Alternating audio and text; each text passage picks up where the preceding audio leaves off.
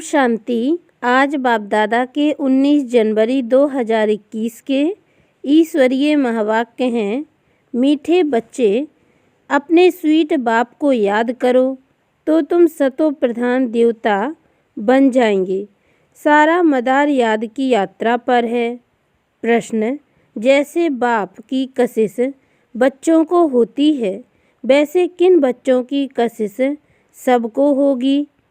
उत्तर, जो फूल बने हैं। जैसे छोटे बच्चे फूल होते हैं, उन्हें विकारों का पता भी नहीं, तो वह सबको कशिश करते हैं ना। ऐसे तुम बच्चे भी जब फूल अर्थात पवित्र बन जाएंगे तो सबको कशिश होगी। तुम्हारे में विकारों का कोई भी कांटा नहीं होना चाहिए। ओम शांति। रूहानी बच्चे जानते हैं कि यह पुरुषोत्तम संगम युग है। अपना भविष्य का पुरुषोत्तम मुख देखते हो, पुरुषोत्तम चोला देखते हो, फील करते हो कि हम फिर नई दुनिया सतयुग में इनकी लक्ष्मी नारायण की वंशावली में जाएंगे, अर्थात सुख धाम में जाएंगे अथवा पुरुषोत्तम बनेंगे। बैठे बैठे यह विचार आते हैं। स्टूडेंट जो पढ़ते हैं तो जो दर्जा पढ़ते हैं वह जरूर बुद्धि में होगा ना। मैं बैरिस्टर या फलाना बनूंगा। वैसे तुम भी जब यहाँ बैठते हो तो यह जानते हो हम विष्णु डिनाइस्टी में जाएंगे। विष्णु के दो रूप हैं, लक्ष्मी नारायण देवी देवता। तुम्हारी बुद्धि अभी अलौकिक है और कोई मनुष्य की बुद्धि में यह बातें रमण नहीं करती होगी। तुम बच्चों की बुद्धि में यह सब बातें हैं। यह कोई कॉमन सत्संग नहीं है। यहाँ बैठे हो, समझते हो सत बाबा जिसको शिव कहा जाता है, उनके संग में बैठे हैं। शिव बाबा ही रचता है, वही रचना के आदि मध्य अंत को जानते हैं और यह नॉलेज देते हैं। जैसे कि कल की बात सुनाते हैं। यहाँ बैठे हो तो यह तो याद होगा ना कि हम आए हैं रिजुविनेट होने, अर्थात यह शरीर बदल देवता शरीर लेने। आत्मा कहती है हमारा यह तमो प्रधान पुराना शरीर है, इसे बदलकर ऐसा लक्ष्मी नारायण बनने का है। एम ऑब्जेक्ट कितनी श्रेष्ठ है। पढ़ाने वाला टीचर जरूर पढ़ने वाले स्टूडेंट से होशियार होगा ना। पढ़ाते हैं, अच्छे कर्म सिखलाते हैं तो जरूर ऊंच होगा ना। तुम जानते हो हमको सबसे ऊंच से ऊंच भगवान पढ़ाते हैं। भविष्य में हम सो देवता बनेंगे। हम जो पढ़ते हैं सो भविष्य नई दुनिया के लिए, और कोई को नई दुनिया का पता भी नहीं है। तुम्हारी बुद्धि में अब आता है यह लक्ष्मी नारायण नई दुनिया के मालिक थे, तो जरूर फिर रिपीट होगा। तो बाप समझाते हैं तुमको पढ़ाकर मनुष्य से देवता बनाता हूँ। देवताओं में भी जरूर नंबरवार होंगे। दैवी राजधानी होती है ना। तुम्हारा सारा दिन यही ख्यालात चलता होगा कि हम आत्मा हैं। हमारी आत्मा जो बहुत पतित थी सो अब पावन बनने के लिए पावन बाप को याद करती है। याद का अर्थ भी समझना है। आत्मा याद करती है अपने स्वीट बाप को। बाप खुद कहते हैं, बच्चे मुझे याद करने से तुम सतो प्रधान देवता बन जाएंगे। सारा मदार याद की यात्रा पर है। बाप जरूर पूछेंगे ना, बच्चे कितना समय याद करते हो। याद करने में ही माया की लड़ाई होती है। तुम खुद समझते हो यह यात्रा नहीं परंतु जैसे कि लड़ाई है। इसमें विघ्न बहुत पड़ते हैं। याद की यात्रा में रहने में ही माया विघ्न डालती है, अर्थात याद भुला देती है। कहते भी हैं बाबा हमको आपकी याद में रहने में माया के तूफान बहुत लगते हैं। नंबर 1 तूफान है देह अभिमान का, फिर है काम, क्रोध, लोभ, मोह।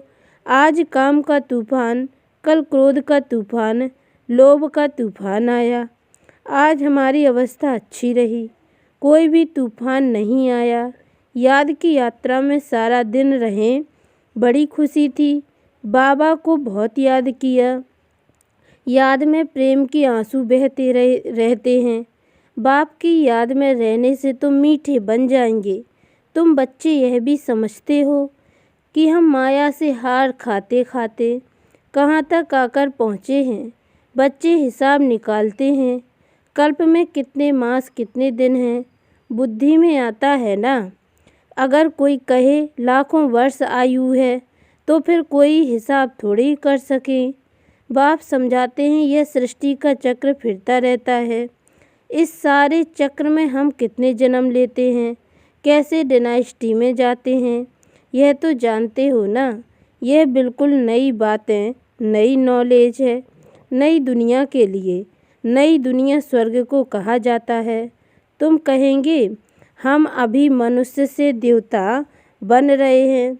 देवता पद है ऊंच। तुम बच्चे जानते हो हम सबसे न्यारी नॉलेज ले रहे हैं। हमको पढ़ाने वाला बिल्कुल न्यारा विचित्र है।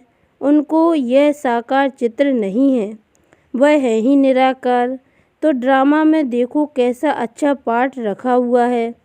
बाप पढ़ाएं कैसे तो खुद बतलाते हैं। मैं फलाने तन में आता हूँ, किस तन में आता हूँ वह भी बताते हैं। मनुष्य पूछते हैं क्या एक ही तन में आएगा, परंतु यह तो ड्रामा है ना, इसमें चेंज हो नहीं सकती। यह बातें तुम ही सुनते हो और धारण करते हो और सुनाते हो। कैसे हमको शिव बाबा पढ़ाते हैं, हम फिर और आत्माओं को पढ़ाते हैं। पढ़ती आत्मा है, आत्मा ही सीखती सिखलाती है। आत्मा मोस्ट वैल्यूबल है। आत्मा अविनाशी अमर है। सिर्फ शरीर खत्म होता है। हम आत्माएं अपने परम पिता परमात्मा से नॉलेज ले रही हैं। रचयिता और रचना के आदि मद्दंत 84 जन्मों की नॉलेज ले रहे हैं। नॉलेज कौन लेते हैं? आत्मा। आत्मा अविनाशी है। मोह भी रखना चाहिए अविनाशी चीज़ में, ना कि विनाशी चीज़ में। इतना समय तुम विनाशी शरीर में मोह रखते आए हो। अभी समझते हो हम आत्मा हैं। शरीर का भान छोड़ना है। कोई बच्चे लिखते भी हैं, मुझ आत्मा ने यह काम किया, मुझ आत्मा ने आज यह भाषण किया, मुझ आत्मा ने आज बहुत बाबा को याद किया। वह है सुप्रीम आत्मा, नॉलेजफुल। तुम बच्चों को कितनी नॉलेज देते हैं। मूल वतन सूक्ष्म वतन को तुम जानते हो। मनुष्यों की बुद्धि में तो कुछ भी नहीं है। तुम्हारी बुद्धि में है रचता कौन है। इस मनुष्य सृष्टि का क्रिएटर गाया जाता है तो जरूर कर्तव्य में आते हैं। तुम जानते हो और कोई मनुष्य नहीं जिसको आत्मा और परमात्मा बाप याद हो। बाप ही नॉलेज देते हैं कि अपने को आत्मा समझो। तुम अपने को शरीर समझ उल्टे लटक पड़े हो। आत्मा सत्य चित आनंद स्वरूप है। आत्मा की सबसे जास्ती महिमा है। एक बाप के आत्मा की कितनी महिमा है। वही दुख हरता सुख करता है। मच्छर आदि की तो महिमा नहीं करेंगे कि वह दुख हरता सुख करता है, ज्ञान का सागर है। नहीं, यह बाप की महिमा है। तुम भी हर एक दुख हरता सुख करता हो, क्योंकि उस बाप के बच्चे हो ना, जो सबका दुख हर कर और सुख देते हैं, सो भी आधा कल्प के लिए। यह नॉलेज और कोई में है नहीं। नॉलेजफुल एक ही बाप है। हमारे में नो नॉलेज। एक बाप को ही नहीं जानते तो बाकी फिर क्या नॉलेज होगी। अभी तुम फील करते हो। हम पहले नॉलेज लेते थे, कुछ भी नहीं जानते थे। बेबी में, छोटे बच्चे में नॉलेज नहीं होती है और कोई अवगुण भी नहीं होता है। इसलिए उनको महात्मा कहा जाता है, क्योंकि पवित्र हैं। जितना छोटा बच्चा उतना नंबर 1 फूल। बिल्कुल ही जैसे कर्मातीत अवस्था। कर्म विकर्म को कुछ नहीं जानते, सिर्फ अपने को ही जानते हैं। वह फूल है। इसलिए सबको कशिश करते हैं। जैसे अब बाबा कशिश करते हैं। बाप आए ही हैं तुम सबको फूल बनाने। तुम्हारे में कई बहुत खराब कांटे भी हैं। 5 विकार रूपी कांटे हैं ना। इस समय तुमको फूलों और कांटों का ज्ञान है। कांटों का जंगल भी होता है। बबूल का कांटा सबसे बड़ा होता है। उन कांटों से भी बहुत चीज़ें बनती हैं, भेंट की जाती है मनुष्यों की। बाप समझाते हैं इस समय बहुत दुख देने वाले मनुष्य कांटे हैं, इसलिए इनको दुख की दुनिया कहा जाता है। कहते भी हैं बाप सुखदाता है, माया रावण दुखदाता है। फिर सतयुग में माया नहीं होगी तो यह कुछ भी बातें नहीं होगी। ड्रामा में एक पार्ट 2 बारी नहीं हो सकता। बुद्धि में है सारी दुनिया में जो पार्ट बचता है वह सब नया। तुम विचार करो, सतयुग से लेकर यहाँ तक के दिन ही बदल जाते हैं, एक्टिविटी बदल जाती। 5000 वर्ष की पूरी एक्टिविटी का रिकॉर्ड आत्मा में भरा हुआ है, वह बदल नहीं सकता। हर आत्मा में अपना पार्ट भरा हुआ है। यह एक बात भी कोई मनुष्य नहीं समझते हैं। अभी आदि मध्य अंत को तुम जानते हो। यह स्कूल है ना, सृष्टि के आदि मध्य अंत को जानना है और फिर बाप को याद कर पवित्र बनने की पढ़ाई है। इनके पहले जानते थे क्या हमको यह बनना है? बाप कितना क्लियर कर समझाते हैं। तुम पहले नंबर में यह थे, फिर तुम नीचे उतरते उतरते अब क्या बन गए हो? दुनिया को तो देखो क्या बन गई है, कितने ढेर मनुष्य हैं। इनके पहले जानते थे क्या हमको यह बनना है? बाप कितना क्लियर कर समझाते हैं। तुम पहले नंबर में यह थे, फिर तुम नीचे उतरते उतरते अब क्या बन गए हो? दुनिया को तो देखो क्या बन गई है, कितने ढेर मनुष्य हैं। इन लक्ष्मी नारायण की राजधानी का विचार करो, क्या होगा? यह जहाँ रहते होंगे कैसे हीरे जवाहरातों के महल होंगे। बुद्धि में आता है अभी हम स्वर्गवासी बन रहे हैं, वहाँ हम अपने मकान आदि बनाएंगे। ऐसे नहीं कि नीचे से द्वारिका निकल आएगी जैसे शास्त्रों में दिखाया है। शास्त्र नाम ही चला आता है और तो कोई नाम रख नहीं सकते। और किताब होते हैं पढ़ाई के, दूसरे नॉवेल्स होते हैं, बाकी इनको पुस्तक अथवा शास्त्र कहते हैं। वह है पढ़ाई की किताब। शास्त्र पढ़ने वालों को भक्त कहा जाता है। भक्ति और ज्ञान 2 चीज़ें हैं। अब वैराग्य किसका, भक्ति का या ज्ञान का? जरूर कहेंगे भक्ति का। अब तुमको ज्ञान मिल रहा है जिससे तुम इतना ऊंच बनते हो। अब बाप तुमको सुखदाई बनाते हैं। सुखधाम को ही स्वर्ग कहा जाता है। सुखधाम में तुम चलने वाले हो तो तुमको ही पढ़ाते हैं। यह ज्ञान भी तुम्हारी आत्मा लेती है। आत्मा का कोई धर्म नहीं है, वह तो आत्मा है। फिर आत्मा जब शरीर में आती है तो शरीर के धर्म अलग होते हैं। आत्मा का धर्म क्या है? एक तो आत्मा बिंदु मिसल है और शांत स्वरूप है, शांति धाम मुक्ति धाम में रहती है। अब बाप समझाते हैं सब बच्चों का हक है। बहुत बच्चे हैं जो और धर्मों में कन्वर्ट हो गए हैं, वह फिर निकलकर अपने असली धर्म में आ जाएंगे। जो देवी देवता धर्म छोड़ दूसरे धर्म में गए हैं वह सब पत्ते लौटकर आ जाएंगे अपनी जगह पर। इन सब बातों को और कोई समझ नहीं सकेंगे। पहले तो बाप का परिचय देना है। इनमें ही सब मूझ पड़े हैं। तुम बच्चे जानते हो अभी हमको कौन पढ़ाते हैं? बाप पढ़ाते हैं। कृष्ण तो देहधारी हैं, इनको ब्रह्मा को दादा कहेंगे। सब भाई भाई हैं ना। फिर है मर्तबे के ऊपर, यह भाई का शरीर है, यह बहन का शरीर है। यह भी अब तुम जानते हो। आत्मा तो एक छोटा सा सितारा है। इतनी सब नॉलेज छोटे सितारे में है। सितारा शरीर के सिवाय बात भी नहीं कर सकता। सितारे को पार्ट बजाने के लिए अंग भी चाहिए। सितारों की दुनिया ही अलग है। फिर यहाँ आकर आत्मा शरीर धारण करती है, वह है आत्माओं का घर। आत्मा छोटी बिंदी है, शरीर बड़ी चीज़ है, तो उनको याद करते हैं। अभी तुमको याद करना है एक परम पिता परमात्मा को। यही सत्य है। जबकि आत्माओं और परमात्मा का मेला होता है। गायन भी है आत्मा है परमात्मा अलग रहे बहुकाल। हम बाबा से अलग हुए हैं ना, याद आता है कितना समय अलग हुए हैं। बाप जो कल्प कल्प सुनाते आए हैं वही आकर सुनाते हैं। इसमें जरा भी फर्क हो नहीं सकता। सेकंड बाय सेकंड जो एक्ट चलती है वह नई।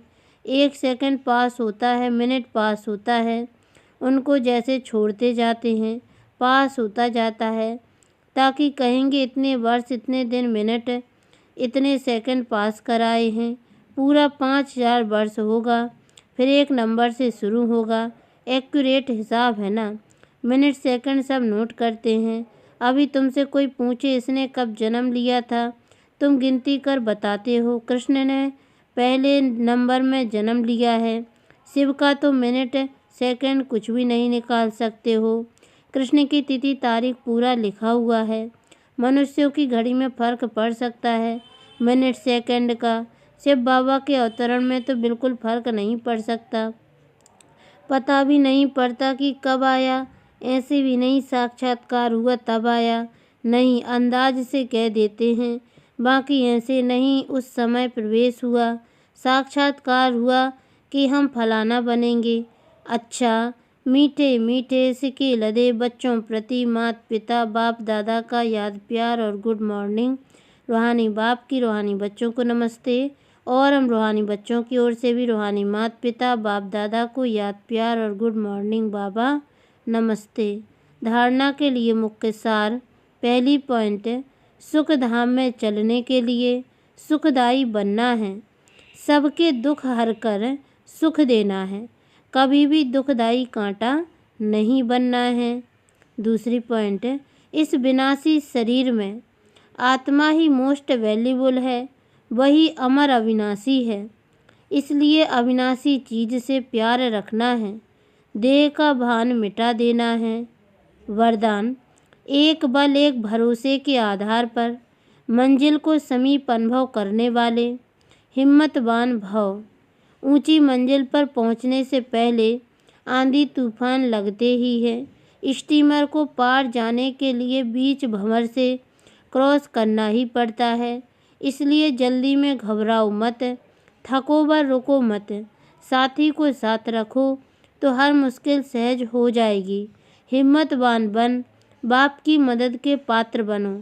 एक बल एक भरोसा, इस पाठ को सदा पक्का रखो तो बीच भंवर से सहज निकल आएंगे और मंजिल समीप अनुभव होगी।